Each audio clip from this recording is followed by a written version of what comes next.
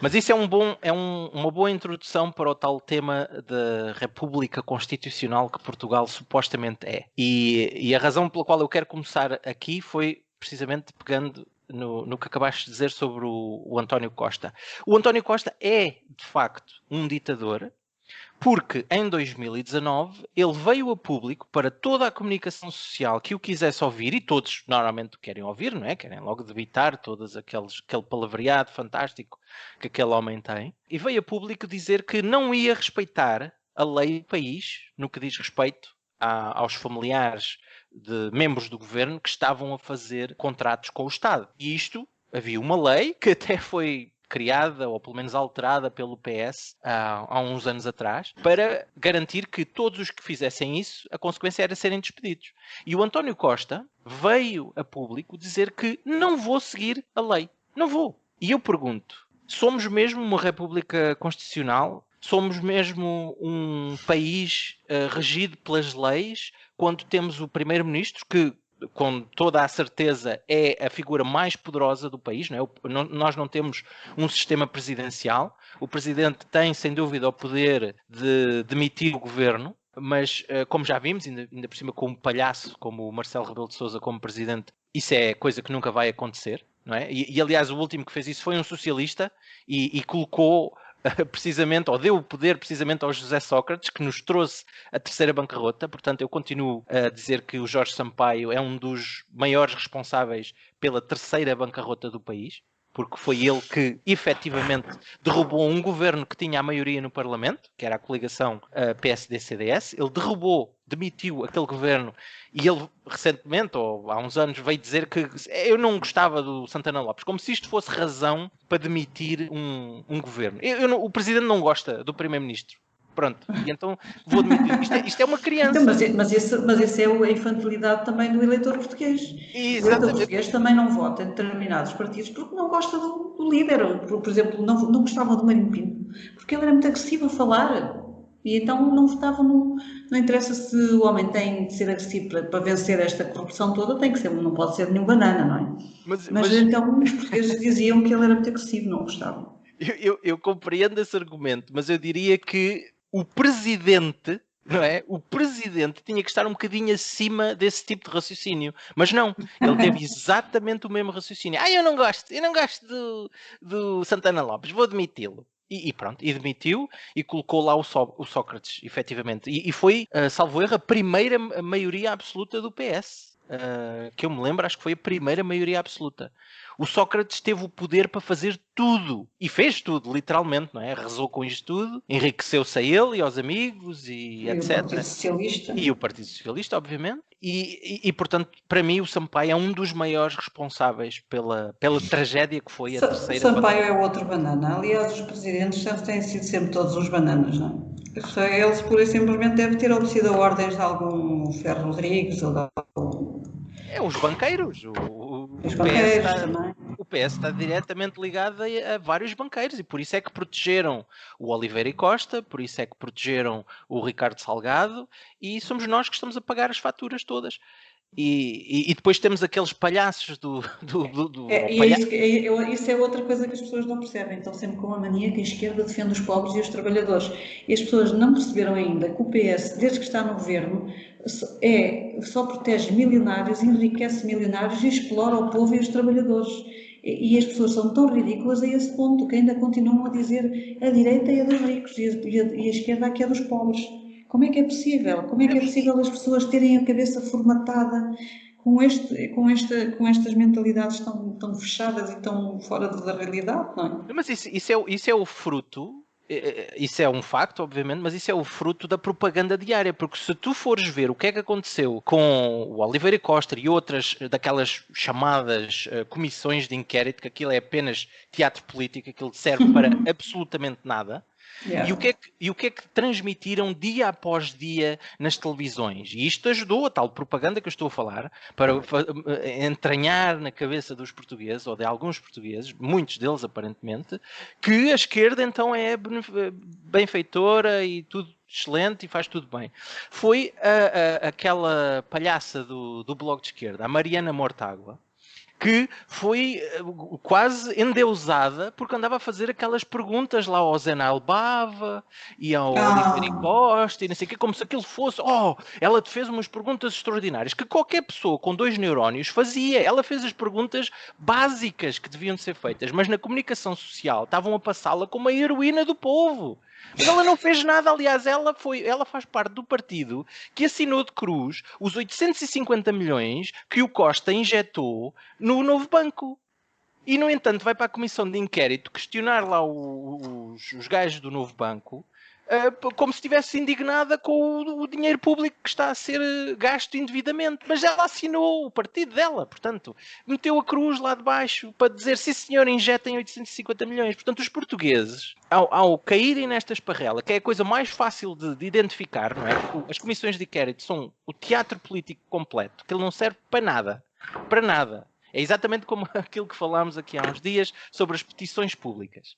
As petições públicas servem para nada. E, no entanto, os portugueses vão lá, eu fiz alguma coisa, assinei, meti aqui o meu nome, meti o meu número de contribuinte. E o mais triste é que é mais uma das tais coisas... O mais triste é que é mais uma daquelas coisas que as pessoas fazem há anos, assinar petições, já viram que não acontece nada, nunca aconteceu, e continuam, bora todos assinar. Opa, é insanidade completa depois de 47 anos de doutrinação de esquerda, porque as pessoas continuam a escolher o mesmo e aparentemente se calhar pensam que vão ter resultados diferentes, e isso é a manifestação de insanidade. Lá está a tal doença mental que é o vírus da esquerda, e quem é apanhado por este vírus raramente sobrevive ao vírus, vai ficar insano, cada vez mais insano. A sério, eu não vejo uma outra explicação para isto, porque quem defende a esquerda defende a irracionalidade, defende algo que nunca funcionou e não tem exemplos de sucesso, não consegue identificar um único exemplo de sucesso, não existe, e continuam a escolher o mesmo. É porque é insanidade, é doença mental. Só um doente mental é que continua a fazer uma coisa que... Eu não consigo perceber, sinceramente. Mas pegando naquele ponto que eu fiz, o que é que tu achas relativamente a esta República Constitucional, não é? Onde temos um primeiro-ministro que diz que não vai seguir as leis do país, onde temos um Tribunal Constitucional que se esquece que tem que cobrar as dívidas dos partidos, e na Constituição é o Tribunal Constitucional que está responsável por isso, é o Tribunal Constitucional que tem que garantir que as questões partidárias, e mesmo em termos de dívidas e outras questões, mas tendo em conta esta questão das dívidas do PS, que era o partido que mais dívidas tinha, e que foram efetivamente perdoadas porque o Tribunal Constitucional se esqueceu, entre aspas, de as cobrar. Nós vivemos realmente numa república constitucional? Vivemos num país onde as leis de facto valem alguma coisa? A minha opinião é que não. O que é que tu achas que temos? Enquanto o PS continuar no governo, não temos nem justiça, nem lei, nem nada que seja respeitado, nem os direitos, nem a democracia. Portanto, a partir do momento que nem democracia já temos, que isto dito por entidades externas do país, não sei como é que podemos sequer questionar a constitucionalidade dos governos do Partido Socialista, porque eles não respeitam direitos, não respeitam regras básicas, por exemplo, os assaltos à banca de que nós somos vítimas há anos, desde o tempo do PPN e daí para a frente.